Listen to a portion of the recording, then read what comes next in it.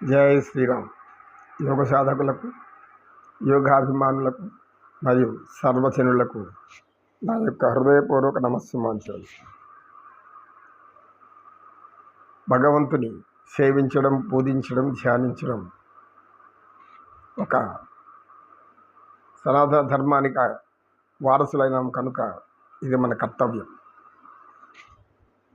మన కర్తవ్యాన్ని మనం ఎప్పుడు కూడా విడిచిపెట్టకూడదు,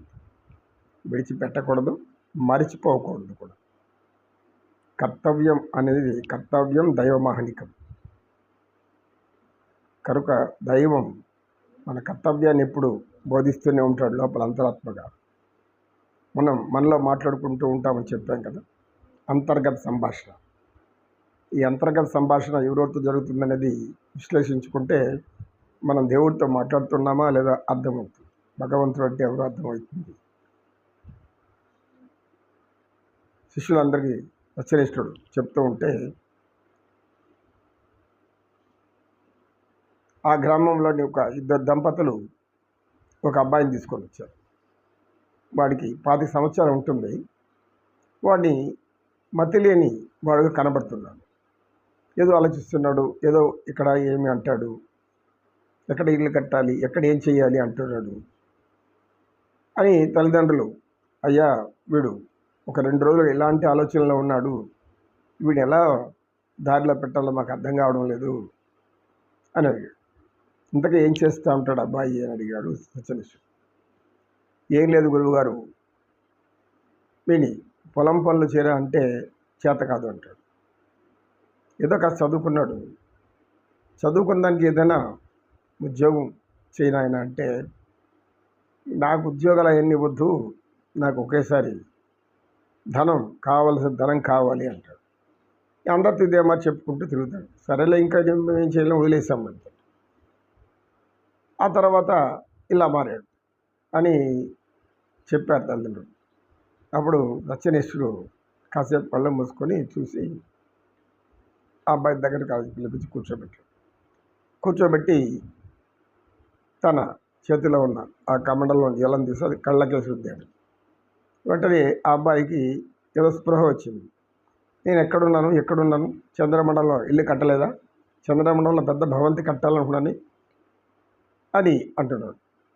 చంద్రమండలం అనేది కట్టేది ఏంది బాబు, ఏం జరిగింది అని. మీరెవరు ఇంతకీ అన్నాడు. నేను ఎవరో ఒకరిని, సన్యాసిని. నీవేం చెప్తున్నావు చెప్పు. నేను మా తండ్రి గారు అందరూ నన్ను సోమరిపోతని తిడుతూ ఉంటే నేను ఏదో వారి చిల్లర ఖర్చులంతా కొంచెం కూడబెట్టుకొని పట్టణంలో ఈ లాటరీ అనే దాన్ని ఒక టికెట్ కొన్నాను. కొంటే వెంటనే నాకు ₹1,00,00,000 వచ్చేసి నేను అందరికీ బుద్ధి చెప్పాలని ఈ ₹1,00,00,000తో ఏం చేయాలని ఆలోచించాను. ఈ ₹1,00,00,000తో ఒక మంచి మేడ కట్టుకుంటే అందరూ కూడా నన్ను చూసి ఈర్షపడతారు, అసూయపడతారు.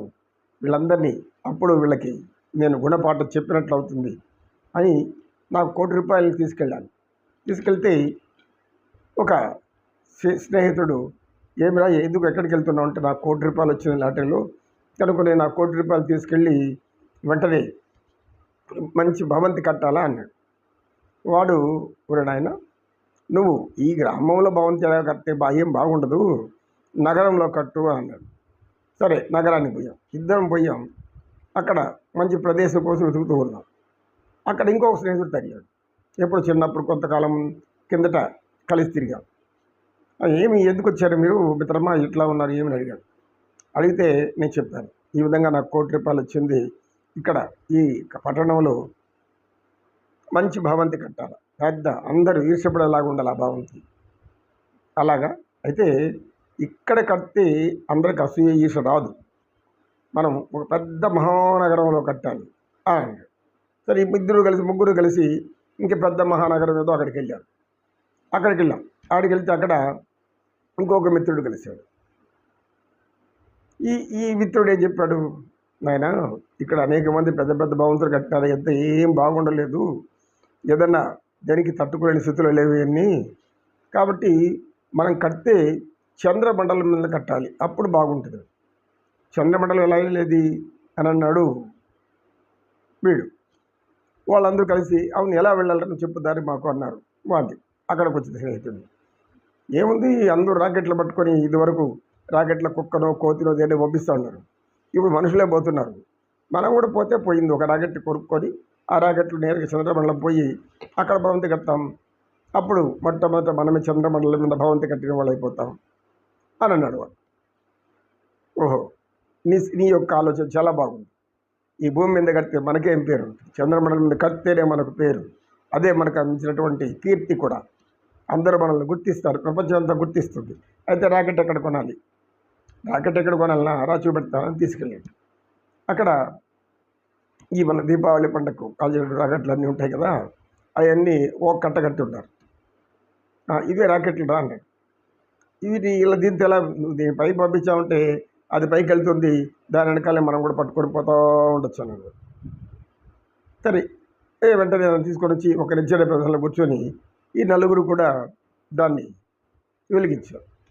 వెలిగిస్తే అది ఆకాశంలోకి వెళ్ళిపోయింది. వెంటనే అది వెళ్ళిపోయింది, మరి ₹1,00,00,000 ఎక్కడ అని అడిగారు కూడా ఉన్నాడు. లాటరీ టికెట్ ఉంది, దాన్ని కొనుక్కోని ఇస్తే కానీ వాళ్ళు ఇవ్వరు కదా అని అన్నాడు. అవునా, లాటరీ టికెట్ చూపెడితే ఇస్తారు, అట్లయితే నువ్వే వెళ్ళి ఆ డబ్బు ఎక్కడుందో ఎవరి దగ్గర తీసుకురాబో అని చెప్పి ఎవరి దారిని వాడు వెళ్ళిపోయారు. నేను మాత్రం ఆ ₹1,00,00,000 ఎత్తుకొని చంద్రమండలం పోయి ఆడకి ఇల్లు కట్టేశాను. ఇప్పుడు నన్నేమో ఎక్కడికి తీసుకొచ్చారు ఇక్కడికి.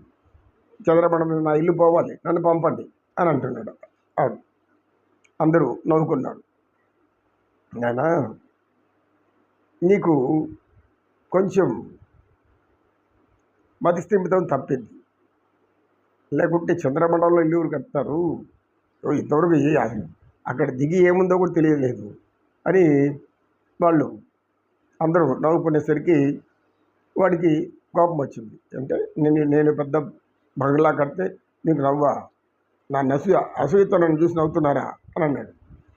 అప్పుడు సత్యనిష్ఠుడు వాడు ముఖానంత మళ్ళా గట్టి కొట్టేసరికి వెంటనే స్పృహలోకి వచ్చాడు. ఎక్కడున్నా నేను ఎక్కడ ఉంటావు? ఇదిగో ఇక్కడ ఆశ్రమంలో ఉన్నావు అన్నాడు సత్యనిష్ఠుడు. ఏం జరిగింది ఇంతవరకు అని అన్నాడు. ఏం జరగలేదు, ఇంకా ఏం జరగదు, నువ్వు ఇంటికి వెళ్ళి మీ అమ్మ వినాయని చెప్పినట్టు విను, లేదనంటే ఈసారి నేను ఇంకెక్కడికో తీసుకెళ్ళాల్సి వస్తుంది అని చెప్పి పంపించేశాడు. తల్లిదండ్రులు అయ్యా మా వాడికి బాగా నెట్టాను అన్నాడు. బాగా అయినట్టే, అయితే రోజు ఏదో పని చెప్పండి, పని చేయకపోతే అన్నం పెట్టద్దండి, పని చేస్తే అన్నం పెట్టండి, పని చేయకపోతే పెట్టద్దండి, అప్పుడు వాడి దానికి వస్తాడు అని చెప్పి తల్లిదండ్రులకు మెల్లగా చెప్తారు సత్యనిష్ఠుడు. ఇలా ఉంటుంది కొందరి యొక్క ఆలోచనలు. ఇలాగా ఊహల్లో బతికేస్తుంటారు అనేక మంది. ఊహల్లో బతుకుతూ తమ బ్రతుకులను ఎందుకు చేతగానితనంగా తీసుకొని వెళ్ళిపోతారు.